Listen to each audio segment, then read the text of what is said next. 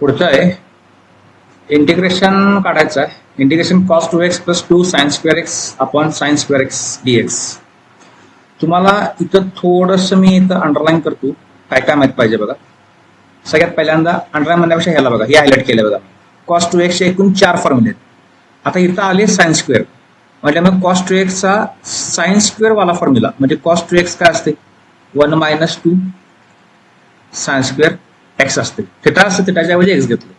आता मी हे इथे तर रिप्लेस करतो, म्हणजे काय होणार I is equal to integration. जर राऊंड केला तेवढाच बघा, जो राऊंड केला त्याचा इफेक्ट ग्रीन मध्ये लिहितो मी हवं तर. ठीक आहे, 1 मायनस 2 साइन स्क्वेअर एक्स आणि पुढे काय असणार, पुढे जे आहे तेच plus 2 sine square X upon sine square x.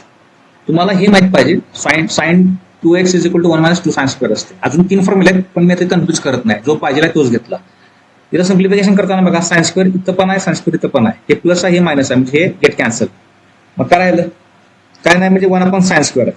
1 upon sine square म्हणजेच काय कोसेक स्क्वेअर एक्स. लक्षात ठेवा, sine cos tan cot sec आणि कोसेक.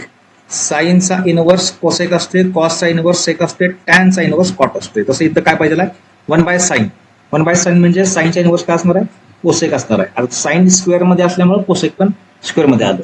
ठीक आहे, आता ह्याचं इंटिग्रेशन कसं असणार आहे, तर कॉटचा डेरिव्हेटिव्ह कोसेक स्क्वेअर असते, तर कोसेक स्क्वेअरचं इंटिग्रेशन काय असणार आहे कॉट असणार आहे, पण सी असणार आहे मायनस कॉट. हे बघा कसं असते, कॉटचं डेरिव्हेटिव्ह काय असते कोसेक स्क्वेअर ना, तो मायनस मध्ये असते.